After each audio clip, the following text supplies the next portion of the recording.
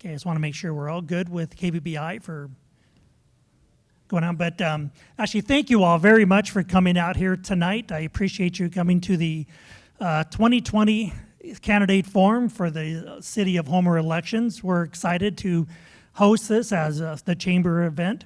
My name is Brad Anderson. I'm the Executive Director of the Chamber. Tom Soderholm is our board president. Tom is going to help with some of the timing here tonight for everything. So we do appreciate everyone coming up here tonight. So before we get started, I would like to begin with the Pledge of Allegiance. So if you could all please stand.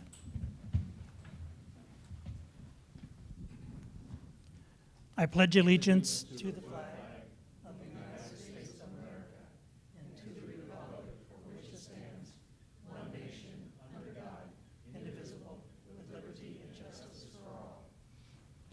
Thank you. We're going to start this evening event. We're going to, we have our two candidates for mayor that are going to start first, and they'll be introducing themselves here shortly. And then after that, we're going to shift around 6:30 to the city council. So we have 4 candidates for that, and then we'll be moving to that portion as we go along. To begin with, we're going to start with opening statements, and each person will have 3 minutes to make an opening statement. And at the end, they'll also have a chance for a 3-minute closing statement. What I'd appreciate with everybody, we'd just like to limit the applause so we don't disrupt along the way. So there's 2 times during tonight's event where you can applause. One at opening statements and then after closing. So those are 2 appropriate times to do any kind of applause. As we ask the questions, each one will have 2 minutes to respond to the questions. And all the questions came from our chamber members, some of our board members, and we got a few from the public as well. So they all came out from the public, and that's where the origination of the questions came from. If you're here at the event, and if you would like to submit a question as well, Jan at the back table over here we have some paper up there. Feel free to submit a question. If we have time at the end, we'll try to get to those as well. And if you're here too as part of members, we really would appreciate everyone to just keep disruptions to a minimum. Like I mentioned, there's 2 times appropriate applause. If we do get the situation where there's any disruptions, we really won't have any warnings. We'll just ask you at that point to leave. So we're just going to try to stay on topic so everyone can hear the questions and get things going here. So don't think we have anything else at this point to talk about. So let's go ahead and get the program started. So Ken, why don't you get things beginning and do your introductions and your opening statements. Me? Yep. Thank you. Well, we're all friends here, and so I'm not thinking that there's going to be any big interruptions. I'm Ken Kastner. It's been an honor and a privilege to be the mayor for the last 2 years. I ran because I did have things that I wanted to see change within the city. 2 years ago, it was a different landscape, and we seem to be a little bit more divided than we are today. My background is that I have literally years of being at sea on various boats of various sizes. I have thousands of hours sitting in a pilot's seat, flying a plane. I have 31 years of running theater productions safely. And in every one of those instances, I have to bring the tools that I have at hand, which is pretty much could be put in 2 words: situational awareness. I need to be always aware as to who the personnel are that are at hand and what the problems are that can come up. When you're running a boat, you can't be breaking down. You can't be repairing things when you're in the middle of a storm. You have to have enough extra things with you. You have to have the ability to figure out what's going wrong and get it fixed. But mostly, you have to have the foresight not to get yourself in trouble. And I think that that is an attribute that I brought with me into government. I immediately started looking around when I became an insider and seeing how the inside worked. I immediately started looking around to see what I perceived to be something that was either broken or needed repair or needed replacement. And that attitude led me to start working with the administration and just saying, hey, why are we doing these things this way? Why are we accounting for things this way? I'm a numbers guy too. In my professional career, I do cost estimating and value engineering on big construction projects. So I always know, how something has to be put together and how it needs to be accounted for.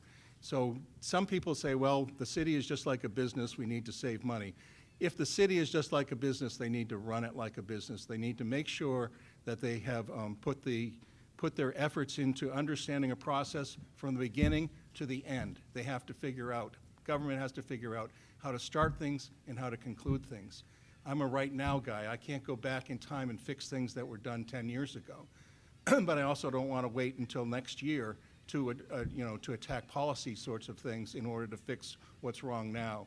I like to identify them. I like to get going. I like to engage the resources that we need to have, and that's what I bring with me. So I'll conclude with that.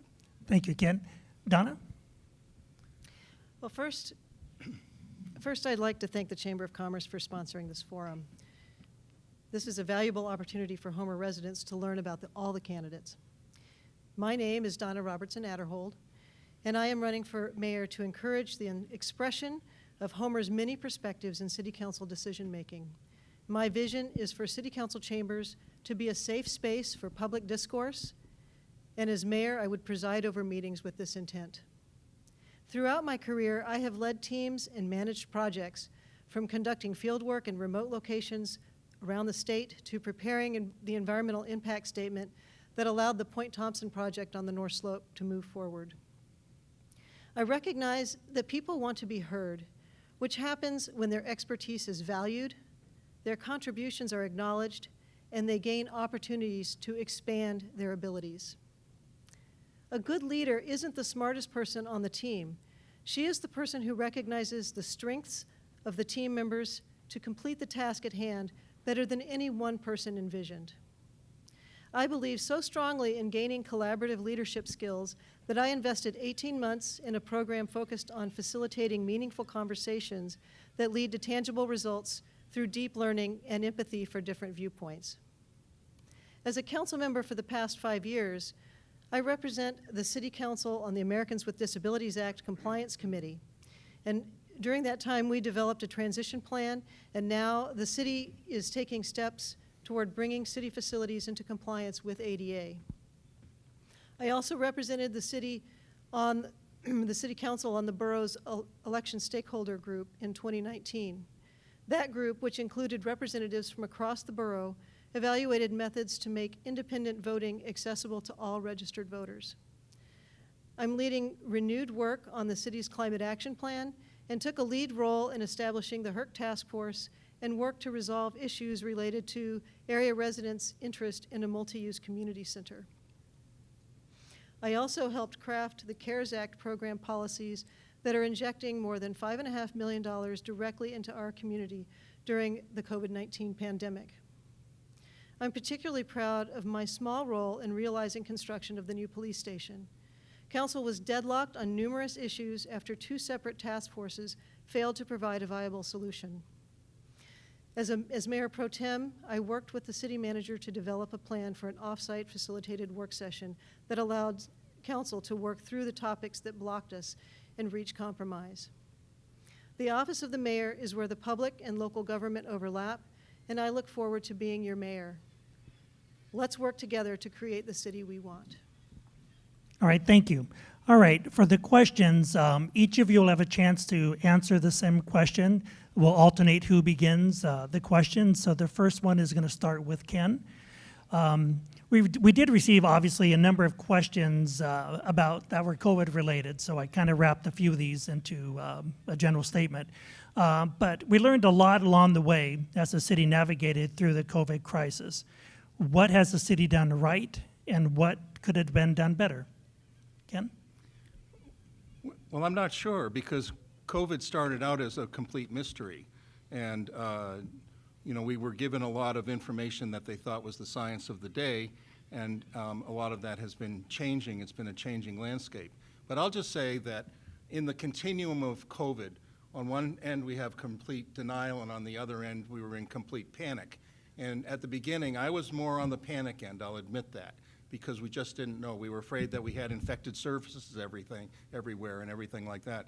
But as far as what I did, because as soon as we declared an emergency, the the civil government was out of it. We had a unified command running everything, and so I had to find a channel, and my channel was business. So I started working with the big businesses, the bigger Homer businesses, and coming up with plans to keep them open and keep them working and find the exemption that they needed to be determined to be essential. And so my total effort from the beginning was through keeping business going, keeping businesses safe, and then trying to understand what the pandemic was all about. And truly, I identified in a public statement in March, it's not just the virus. It's the social implications and it's the economic implications. And if we didn't address all three, then we weren't addressing the problem. And that's followed through to where I am today. Thank you. Thank you. Donna? Well, first of all, we've had very low numbers in Homer and the surrounding area, and I think the public is to be commended for that. So thanks to everybody for responding well to this pandemic. It's not been an easy thing for, I think, anybody. It's touched all of us in some way, shape, or form. I think what the city, at the city level, what the city did right was established an emergency operations center right away. And they were responding, and they were doing all the right things to try to understand, what was happening, try to get the latest information, try to get information out to the public, and I think that the city did an absolutely amazing job with that.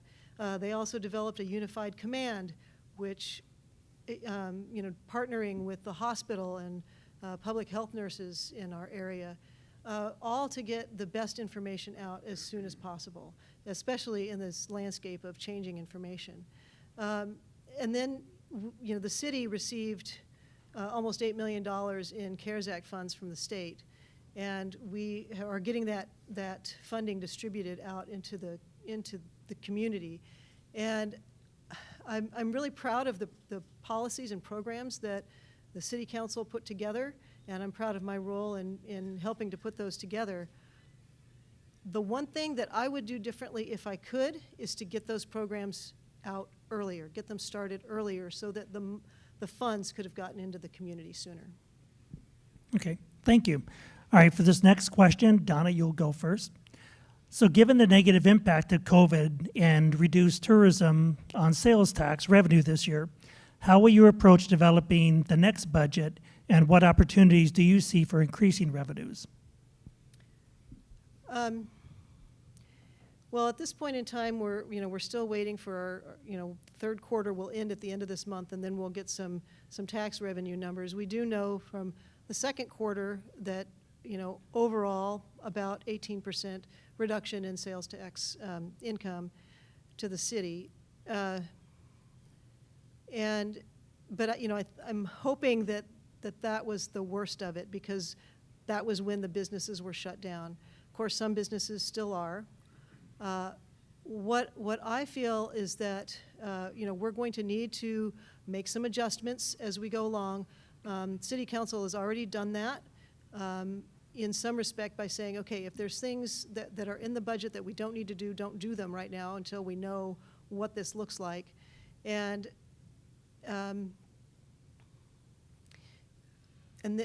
so once the third quarter numbers come in, we'll have a chance to really reassess and what does 2020 look like? How do we need to adjust the 2020 budget? And then also look ahead at the current 2021 budget and say, okay, what needs to change there? I do not see, based on the reserves that the city has in the general fund balance and other reserves, I'm not seeing at this point in time any need for any additional revenues to come into the city. Right, thank you. Ken? On a similar vein, we have a $4 million emergency fund, and we have not taken $1 out of that fund. If push comes to shove, we can always tap into the fund and we can recover the money back into it over the course of time. I'm not in a panic either as far as feeling like that we're going to go broke for any reason. The city, I guess, is in the fortunate position of having lots of little pots of money stashed here and there, and we can weather this storm I think, quite easily. Last year during the fire, we were very, very worried that our third quarter was going to be terrible because we got shut down in the middle of August. It wasn't. We actually exceeded our expectation. So Homer has a very resilient economy. Once things get back up and running, I think that the recovery will be fast. If we need to take some money out of the emergency fund or the fund reserve, whatever the council wants to do, then it can be replaced over a fairly short amount of time once we get our feet back under us. I'm very confident about the resiliency of the economy of Homer. All right, thank you. All right, so the next question we have here, Ken, you'll start this one. What is your opinion on the mayor being a tiebreaker when it comes to city council votes on issues and ordinances? I'm going to start? Yeah. Well, everybody knows I won't break a tie, and I broke two. One was for something that I had proposed, legislation that I had proposed, and I wasn't going to kill my own legislation, and I think everybody understands that now. The second time I broke a tie was for a procedural reason, where it was up for first reading. There was a lot of interest in it, and by killing it at first reading, I thought, well, there's no public hearing. So I thought I was kind of doing everybody a favor by saying we should go to public hearing. But I got so much pushback after that, I've quit. But I think that the council, I'm not a member of the body, and so for me to act like I'm a member of the body and have to listen to all the debate and take part in the debate because I could be a decision maker, it's just something that I don't think is the right thing. I'm going to preside. I'm going to let the council try and find their 4 votes. But things that I sponsor, that are legislation, my yes vote's sitting on the table, and I think everybody understands that. Thanks. Thank you. Donna? Well, as mayor, I would break a tie. I do agree with the mayor that it's best if there is not a tie. It's good for the city council to find at least 4 votes. And I will say that on most things, the city councils, in my time on council, the 5 years I've been there, actually most things are unanimous. And occasionally, you know, we'll have a 5-to-1 vote or a 4-to-2 vote. And then sometimes there'll be a tie-breaking vote. And I think that it is a good responsibility of the mayor to not just let something fail just because it was a 3-3 tie. So I would break a tie. Okay, thank you. All right, the next question, Donna, you will start this one. What is your opinion on a new Deepwater dock and boat harbor expansion? Please elaborate on your answer on that. Well, I'll start with the harbor expansion, and I'm definitely in favor of the harbor expansion. That project is in the early phases of development, and we're currently working with the Corps of Engineers on the next phase of study, and hoping to get the state and the Corps of Engineers to put some money towards helping us with that study, and the Corps of Engineers would write it. So that, definitely on board. It's probably not going to be constructed during my time as an elected official in Homer. I would doubt it's a really long-term project. The Deepwater dock is a huge asset to our community, and we have studied it over the last number of years to evaluate what services are an option to come to the Deepwater dock, and what do we need to do to continue to beef up the dock so that it can be more useful. And that's work that's ongoing. It's work that I support. And anybody can look at our capital improvement plan and see precisely what the next steps are going to be. Okay, thank you. Ken? Thank you. Well, harbor expansion is apple pie and motherhood for Homer. It's what everybody wants. The small boat harbor is overcrowded, and we need more room. There's a lot of demand for the room. But I worry about the fiscal capacity that we have right now. It's a huge project, $120 to $140 million. And we just closed out a whole bunch of projects in the fall that had been left open for years and years and years. So until the city kind of gets their way that they do business, the way that they put projects out on the street and then get projects closed, needs to be really, really improved if they think that they're going to attract that kind of money and investment in the town. So that's one of the reasons that I'm so concerned about getting some of these things not only addressed and fixed, but then going the next step and putting in processes that work and would have an investor have some confidence that we have the capacity to administer a job of over $100 million. It's a big bite. It's especially a big bite for Homer. Thanks. Okay, the next one, Ken, you'll start this one. What can the city of Homer do to encourage business development and expansion? Well, we need to have a business, we need to have a friendly atmosphere for a business, but I would say, you know, when I was working at the beginning of the COVID relief money for businesses, we identified 1,022 businesses that paid sales tax into the city of Homer. That's a lot of businesses for a town this size. So I think a lot of people have come to Homer and said, if I could just figure out a way to make a living here, I want to live here, and have done that. I think that you know, between KPED and our Economic Development Commission and the Chamber of Commerce, I think that that's one wheel of the wagon. But another wheel of the wagon is that we have to have an affordable town. People have to be able to move here and be able to you know, live on what they scrape together. And I think that we need to work on affordability. And what can government do? We can make sure that the taxpayers' money is well spent, not squandered, and that we have good water and sewer rates and make things a little bit more affordable. If we can make the place more affordable, I think that's another wheel on the wagon. Thanks. Thank you. Donna? Thank you. First of all, I agree. You know, Homer is a very entrepreneurial community.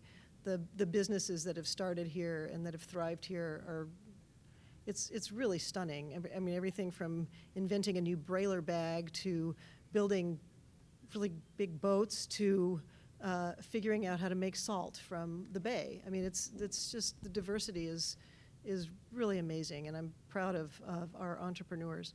The way I believe that the city plays a part is through maintaining our infrastructure. As Ken said, you know, clean water and a good sewer system. Maintaining our roads that are ours and working with the Department of Transportation to keep state roads that run through our community maintained. And to have good zoning that, and, you know, code that provides businesses with stability, that they know what the playing field is. They know what's expected of them, and things don't change drastically. And, you know, people can get to their services, and they know how they can expand, that sort of thing. So, you know, I think I kind of think of the business community and city government as, I use a biological term, kind of symbiotic. We need each other. You know, the city relies on the businesses for sales taxes, and the businesses rely on the city to provide the basic services that cities provide. Thank you. All right, Donna, you'll take this next one as well. What are you planning to bring to the city manager in an effort to reduce spending in the city budget for next year? What am I planning to bring specifically to the city manager to reduce spending? Or I guess what suggestions do you have for helping to reduce spending for the budget? Well, it's looking at what you know, what have we planned to spend that we maybe don't need to spend. It's just sort of looking with council at the entire budget. You know, one thing that I will say is that before I got on council, there was a reduction in the funding that was coming from the state to municipalities. And the city council at that time took a very concerted effort to have community meetings, have town hall meetings with everybody in the community was invited to attend and look at what are the city services that we're providing, what do we need to retain, is there anything that we should reduce? And from that, the city at that time did ratchet back. And so I think if we were put in a position of needing to do that again, I would probably want to follow that same process so that there's a public input of what services, if we need to reduce services, what services do we need to maintain at the same level, and what services should we reduce from the taxpayer perspective? Thank you. Ken? Well, we're not living actually in very much austerity right now. We have CARES Act money coming in. We've put $2.2 million into city coffers so far with CARES Act money. We also have, we had a lot of things that had not been done over the course of time in the city that needed to be done. Road repairs, repairs to culverts, all the stuff that you've seen happen this summer is because we have a new public works director. But we've been spending money. I mean, every council meeting, it seems like we can't get up and leave there without spending $1 million. So the council's been spending money. And I'm not saying that it was a wasteful sort of a thing. It's just that I don't think austerity is really driving the bus right now. I think that we're trying to catch up with some things that need to be done. I think that we're again hopeful that the resiliency of the community is going to carry the day. But when you say, what would you say to the city manager, I would say, you want to revisit my day-to-day, because that's what I talk to him about. When we talk about budgets and when we talk about costing things, they need to be truthful. They need to be on point. They need to be well-researched. And they can't add a lot of fluff to these things. And when you add money or you ask for too much or something, is that no? Is that go? That's a 30 Stop? second. 30 seconds. Okay, thanks. If you ask for too much, then people lose trust. And I think the council has never denied the administration $1. And so they just need to learn how to pace themselves. Thanks. Okay, thank you. All right, Ken, this is for you. The city's program for the municipal CARES grants gave a set amount to the eligible Homer businesses. The borough's approach was different, with a varying amount based on the business situation. What do you think should be done with additional dollars that the borough gave the city for the CARES funds, which I think you have some information on that? We're going to try and fix that to Monday night. I had said when Donna and I were on KBBI that I was going to have a resolution in to have a CARES, SBIRG, Small Business Economic Recovery Grant Program #2. And so the borough gave us $2.2 million, and one of the reasons was because we were in huge disparity between what we put in our business recovery grant program and what they did.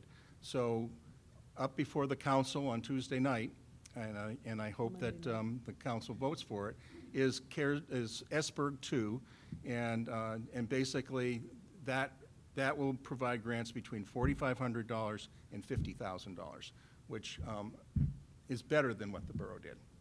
Okay, thank you. Donna? Well, first, I'll clarify that our meeting is Monday night, not Tuesday night. I'm sorry, Mike. But I completely agree with Ken on that response. And when we set up the SBIRG program at $3,000, that was really based on the fact that we have 1,000 some odd small businesses in this town, and we thought, okay, how do we stretch those dollars as far as we can across all those businesses? Well, that's how we do it.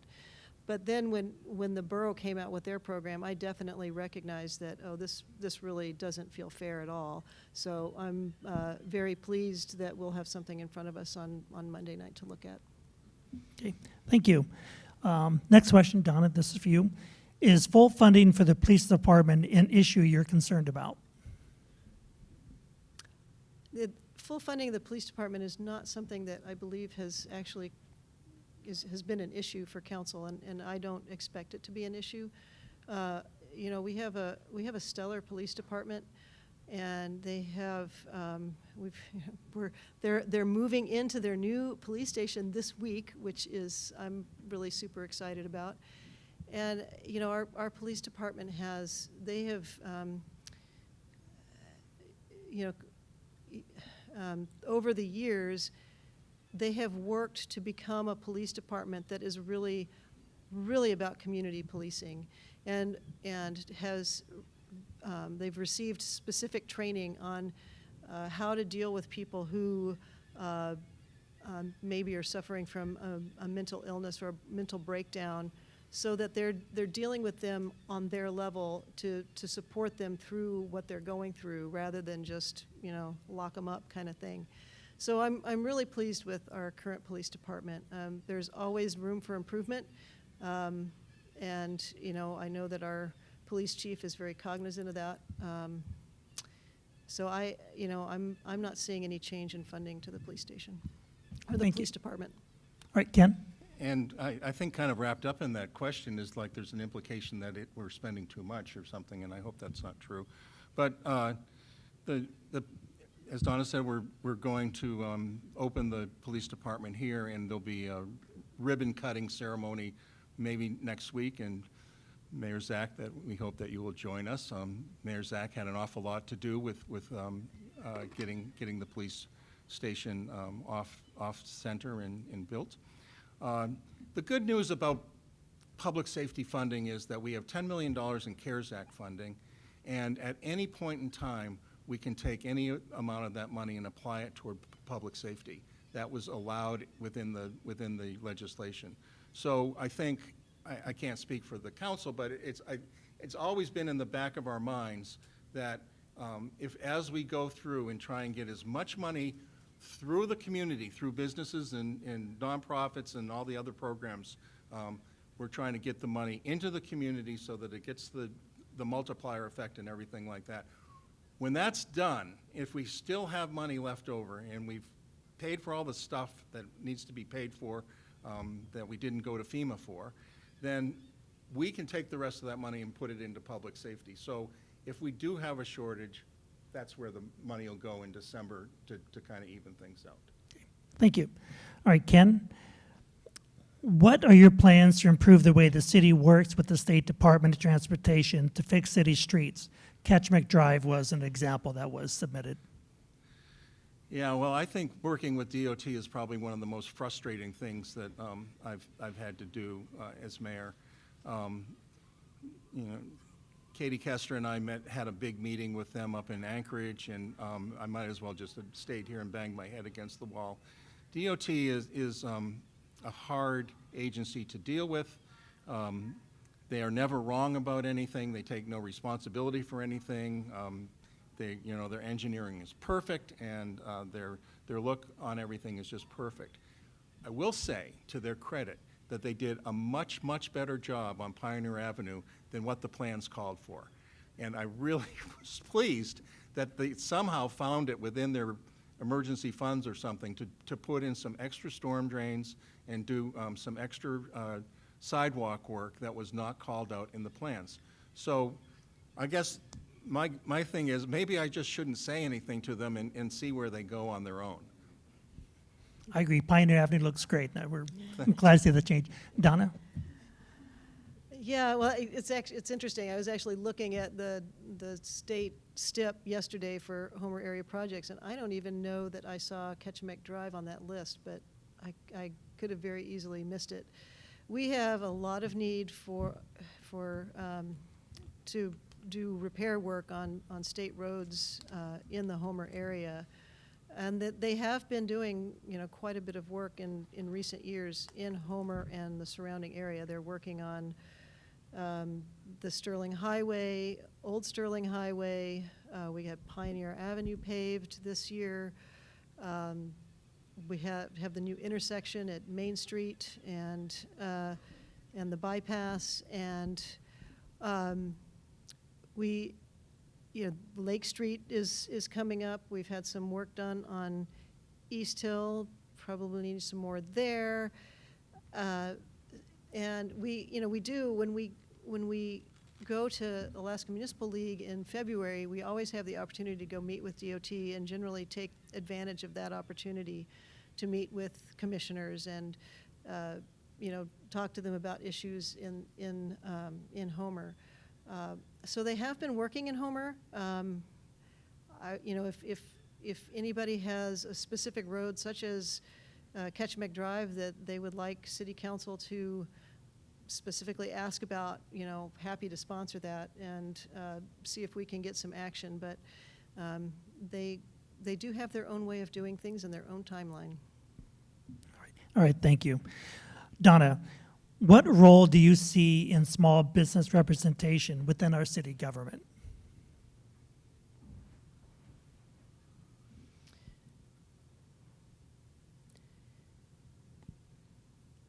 Well, I guess I'm not, you know, I think businesses definitely have a role. And I'll kind of go back to the answer that I provided before. I think that there's a relationship between city government and business needs to be a very cooperative relationship because we both need each other to survive. So, you know, businesses depend on the city for, you know, providing services, providing roads, water, sewer, zoning, and planning, and code that is standardized, that works across the board for businesses as much as possible. You know, businesses have the opportunity to engage through the Economic Development Commission. They have any opportunity that they'd like to take to reach out to any council member or the mayor to talk about specific issues. I would be very happy to talk with any business owner about issues that they have related to the city and see if there's a common solution that could be provided. Okay, thank you. Ken? Well, as mayor, not as the city, I would say that it's all about communication, and whenever the chamber asks me to take part in one of their events or come speak to them, I'm always available. When the realtors want me to come speak to them, I'm always available.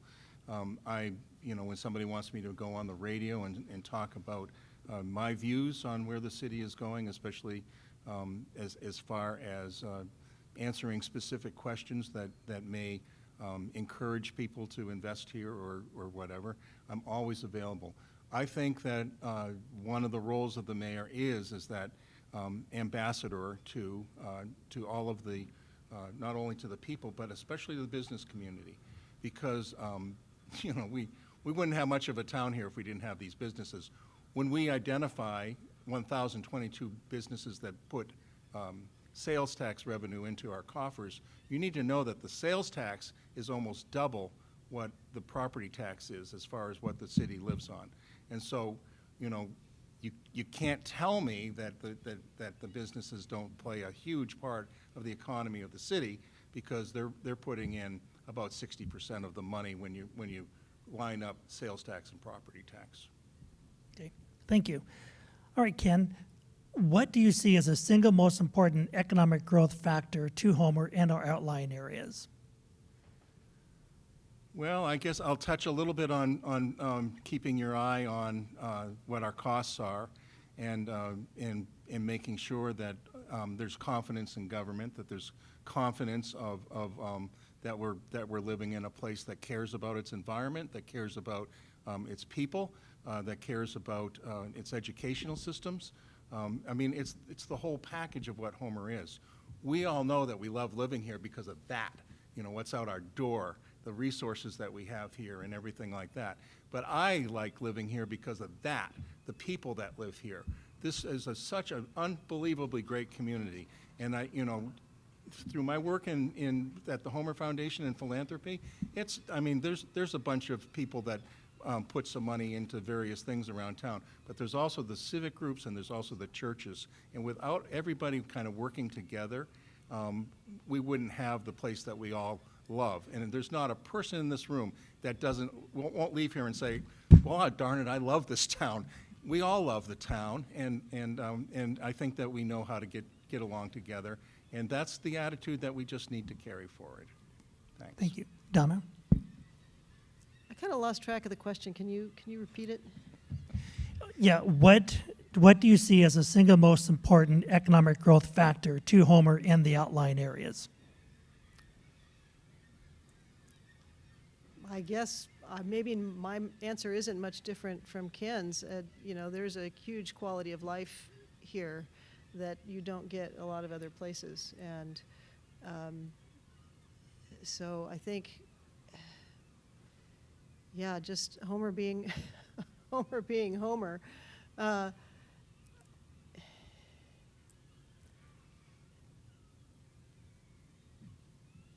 You know, I think one thing that we could work on, and Ken touched on this earlier, is, you know, the town does need to remain affordable. And how do we do that? We're having real estate is, you know, kind of hopping right now from what I understand. And how do we, in that kind of environment, how do we make sure that the people who work here and you know, do especially the lower paying jobs that we're so dependent on, how do we make sure that they can still afford to live here?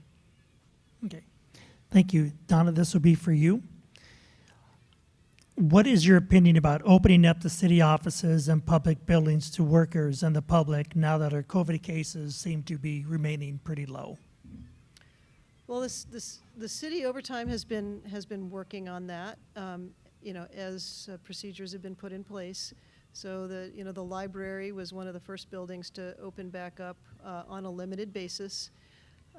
And then, you know, the harbor master's office is now open. And the, of course, you know, city council chambers are currently open for voting, for in-person voting, early voting. And people can come to city council to testify during council meetings if they would like to speak that way. City Hall, I think that they are currently working on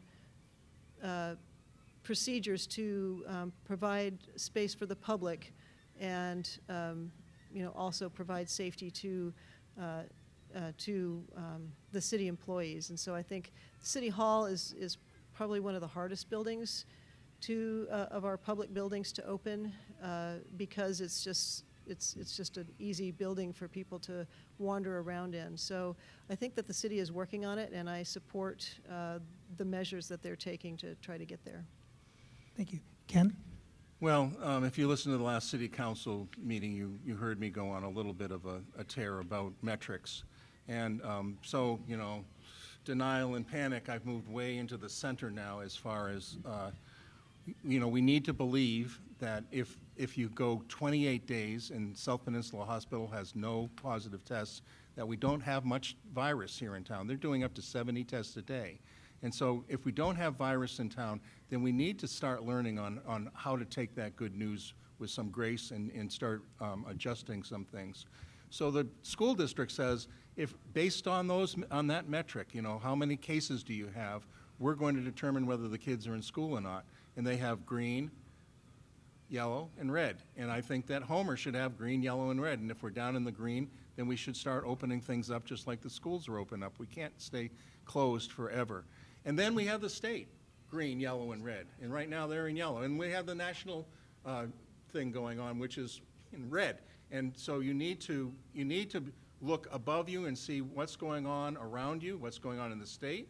I think the governor, this was always his plan to try and keep the virus at a minimum. If we could keep it at a minimum, then we could kind of expand the social elements and the economic elements. But we have to learn how we're going to come out of this thing, and we don't know when we're going to come out of it. I don't know if we have to wait for a vaccine or whether it's just going to eventually kind of evolve. Thank you. Okay. Thank you. So this will be the last question before we go into our closing statements here. So, Ken, what do you see as the biggest challenge the city faces, and how would you address it? Well, it's the same challenges when I was elected 2 years ago, and it's all about the mathematics that we use in how we handle our money. So, you know, you draw a line and you say, where are we today? And this is what I want to do today. And then all of a sudden today turns into tomorrow, next week, in 2 months, and then we have, you know, some emergency, and then it becomes, well, I'll do it next year. And so next year goes into the resignation of the city manager, and then you know, that whole process kind of falling apart, and then COVID hitting. And now all of a sudden I'm 2 years into it, and I can kind of say, well, we have a 2-year budget, but we got the budget and didn't get reporting. And the water and sewer has always kind of bugged me, but we had everything mixed into one special utility fund, and by the time we peeled that apart and got that fixed, you know, we still have to figure out what each of those 3 components in the special utility fund can do, will do, and then figure out if there's any sideboards that need to be done. But, you know, we keep saying, well, we got this policy stuff that we need to work on. I want to get that stuff behind us. I want to get the numbers working. I want to get the reporting going. I want to get this place actually looking like a first-class city when it comes to doing the books. Thanks. Thank you. Donna? I guess I don't really look at it from the perspective of one big issue. There's a number of issues that the city has been facing, that will continue to face, and you know, certainly working on, as Ken said, working on policies for reserves is a priority, and we're working on that at this point in time. Councilmember Lord and I are working on with city staff on, you know, what is the history of how we got where we are with water and sewer reserves, and how do we correct it and move forward. So that, you know, that's definitely an issue to be dealt with. The city residents have come forward with priorities that they'd like to see done, like a, you know, multi-use community center. And how, you know, in a time like this, how do we move forward when, you know, with something that members of the community really want and find valuable, when we're in the midst of COVID and we're ratcheting back, you know, our spending, and you know, and how does the city move forward with climate change? How do we deal with the erosion on the Spit Road with another state road, another state issue that we're dealing with? So there's any number of issues that come our way that we need to continue to deal with. Okay. All right, thank you. So let's going to shift into our closing statements, and Don, at this time you get a chance to go first. So thank you again to the Chamber for sponsoring this candidate forum and live streaming it during our year of social distancing. And also thank you to KBBI for airing the forum on the radio. I'm sure everyone in this room watching the live stream and listening to KBBI has a plan to vote, because you have made this candidate forum a priority. I ask you to talk to your friends and your neighbors and make sure that they have a plan to vote in the municipal election. Early voting has started, and there is a drop box outside the city clerk's office at City Hall to drop off your ballot if you had one mailed to you. And remember that Election Day for the municipal election is October 6th. The great thing about local elected officials is our accessibility. You can call us on the phone and we answer. We are all neighbors. We're all members of the same community, and we experience many of the same things. Our meetings are on the radio, so you can easily track what we're discussing and the viewpoints we express on various issues. As a council member, I make decisions based on understanding the topics that come before us to the best of my ability and from listening to the public. I love it when the public engages on a topic, because I gain new perspectives and learn unexpected things. For the past 5 years, I have been a problem solver, digging deep into city code, past legislation, current policies, and public comment to determine what I believe is the best public policy. An example of this is my current work with Councilmember Lord and city staff to dissect the history of water and sewer reserves so we can present logical and well-thought-out policies moving forward. I will continue this work ethic as your mayor. I plan to work closely with the city manager to ensure that we provide detailed, relevant materials to council and the public for decision-making. I also will study the issues that come before council in a way that allows me to best facilitate public input and council discussion. My door, literal or figurative, depending on the course of the pandemic, will always be open to the public, just as I am now only an email or a phone call away. I have appreciated the privilege of serving Homer residents on City Council the past 5 years and look forward to continuing to serve you as mayor. As I said in my opening statement, the office of the mayor is where the public and local government overlap, and I look forward to being your mayor. Let's work together to create the city that we want. Thank you for your time and attention, and I'd appreciate your vote for Homer mayor. Thank you, Donna. Ken? Thank you, and thank you all for coming this evening, and for those that are tuning in or watching this later on through recording. I also want to say that the mayor is a little bit different. I thought, and I still believe, the mayor kind of has one foot in the council and one foot in administration, and helps bridge that gap, helps clarify things and answer questions, and raise questions when necessary. The mayor is the chief executive officer of the city and signs a lot of documents. That's it.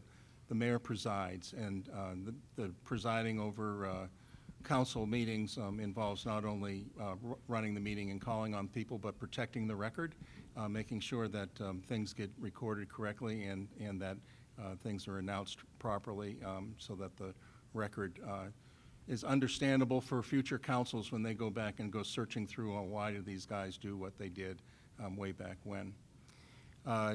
I do have some things that I've been providing some leadership on, and I really hope that I can get the council interested in spending some money for expanding water and sewer, especially into the areas that were annexed. I think that there was an implied promise when we annexed those areas that they were going to get some services, and it's been a long time coming, and I think that we need to start figuring out what we're going to do with that. I also have daily more respect and admiration for our new city manager. He has come at a time when it's been kind of difficult to integrate himself into the other 103 employees that we have because of the pandemic, but he's really done a great job, and I think that he's been a pretty quick study and had a lot of the Homer complicated issues thrown at him, and he's getting up to speed, and I'm very optimistic that he's going to be a good leader for the city and a good administrator. I also wanted to say that our ability to communicate and your ability to vote are really, really important. There's some big things that have to happen. I think that I'll do a much better job in making those things happen from the inside. I've been on the outside before. I've won from the outside before, but it's a tough road. It's way easier to do it as an inside guy than from an outside agitating sort of a thing. And so I would hope that you would keep me inside for another 2 years. Thank you. Thank you both very much for your participation here tonight. And as was mentioned earlier, the election is on Tuesday, October 6th. So you can vote now. And also that is voting day. So please make sure you come out. So we're going to take just a quick break here. Around 6:30, we're going to get everything set back up and bring the candidates for city council up. So if you can, just stretch a little bit, and we'll be back here shortly. Thank you.